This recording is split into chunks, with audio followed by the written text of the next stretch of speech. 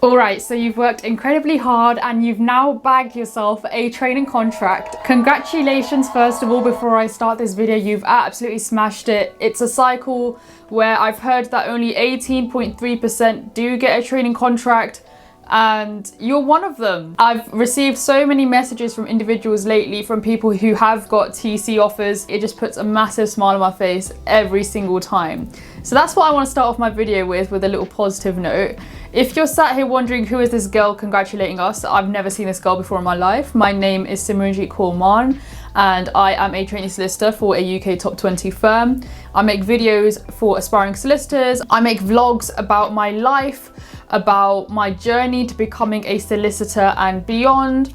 I also talk about random bits and bobs here and there relating to personal development and current affairs. That's essentially me. Now let's jump straight into the video. So if you're a bit like me, I'm someone who all my life I've had things that I needed to work on. You know, during school I had to work towards my exams, during uni I had to work towards my exams, post uni I had to work towards a training contract. And then after I received my training contract, I thought, okay, what now? What do I do now?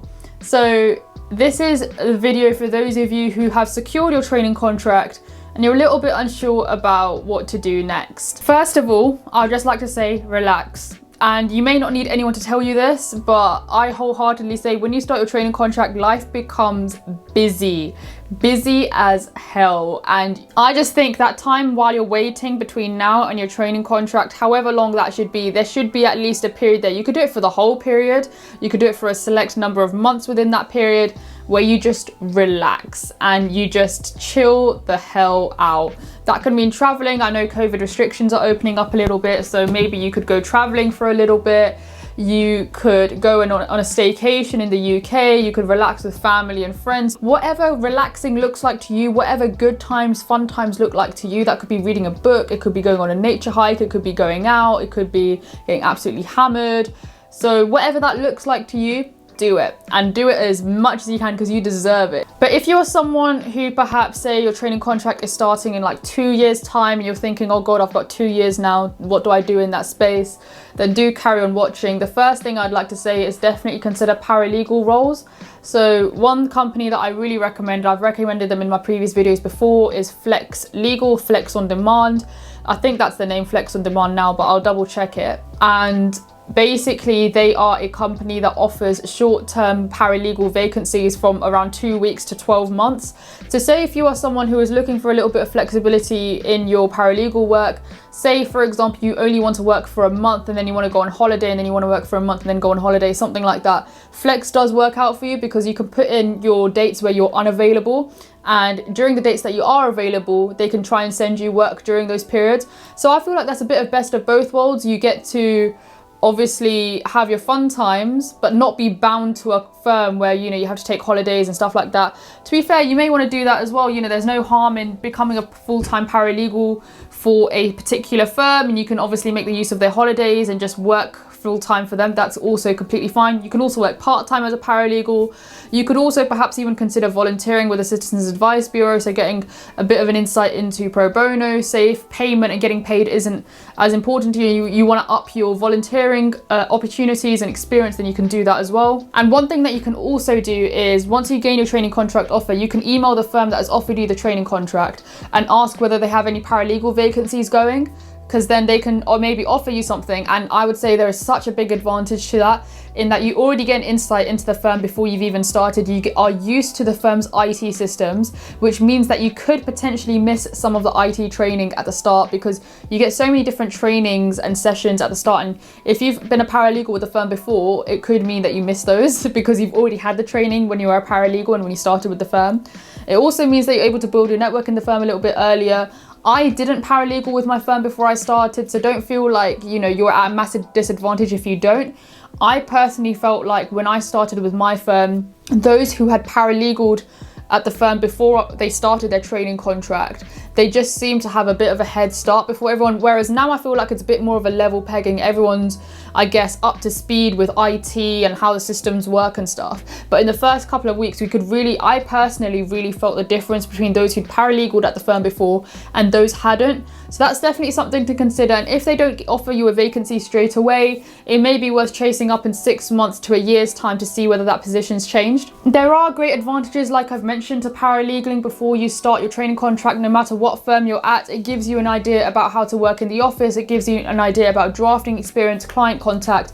But again, like I said, it's not necessary. You're not required to do paralegal work before your training contract. I just think it's something that helps. It just gives you a bit more awareness about how law firms operate. Another thing, I guess, for certain students is they will have to do their LPC. So those of you who have their training contracts before you did your LPC, you will have to do your LPC before you start your training contract. That's exactly what I did. And for tips on the LPC, just head over to my video above where I talk about everything I did to gain a distinction on the LPC. Also, there are some firms that offer internships to those who have had a training contract offer from their firm. So I know Clifford Chance, for example, they offer internships for those future trainees who are joining their firm. It's a really cool initiative, and I feel like every firm should perhaps adopt that. Firms can also organize things for you to do before you start your training contract. So a couple of months before I started my training contract, my firm gave us a couple of workshop sessions on personal brand and networking, which I found really useful before I started my training contract. There are other firms out there, for example, that do networking events, they do socials, pizza making, cocktail making, all of that kind of stuff before the trainees start, so you're able to break the ice already with your cohort, so you're not too worried about meeting everyone for the first time on the first day. Another thing you can do while you're waiting for your training contract to start is start building your network. Don't just wait for your training contract to start for you to then start building your professional network. I think if you use this time to build the practice now, then that's most useful. I talk a lot about reaching out to people on LinkedIn in one of my previous videos, so I won't repeat that here, and you can watch that video via the link above. Within that networking circle, one thing that you can also do is see whether you can meet any members of your cohort sooner. You can arrange informal drink sessions, or an activity like bowling, for example, allows you to meet your cohort before you start, so you're able to make those friendships. And it's just, I guess it feels a lot better to know that you're starting a firm with other people, not just starting by yourself. And the last and final thing, last but definitely not least, is something that you may or may not decide to do. Obviously, everything in this video is based on your own decision and what you want to do in the years while you wait before your training contract to start.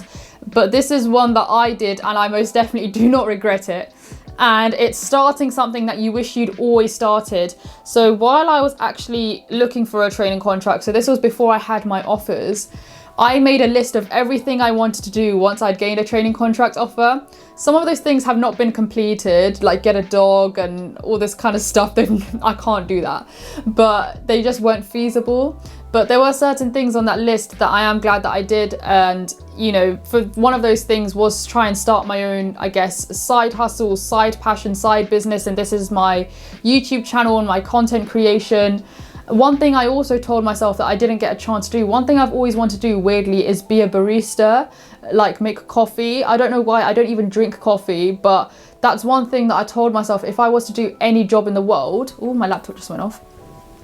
If I was to do any job in the world, I'd want to do that. I don't know why. I never managed to do it, but if there is one thing in your life that you've always wanted to do, just try and do it in that moment, because I feel like the gap between now and when you start your training contract, it's just a great time for you to not have to worry about career for once in your life. So you can do any career that you want. That's kind of how I saw it. You can also start your own YouTube channel, start your own small business on Instagram. Obviously not saying that you have to do this. If you just honestly want to use this time to just sloth out, I don't blame you. You know, a lot of the time before I started my training contract, I did the same, and I'm really glad that I used that time just to decompress and relax. So that's my biggest advice. So those are some things that I recommend that you can do while you're waiting for your training contract to start. Of course, there may be some things that other people did that I've not mentioned here. If you are one of those people and I've not mentioned anything that you've particularly done, mention it in the comments below, and yeah, we can all share ideas. But thank you so much for watching, and again, massive congratulations to you for securing that training contract.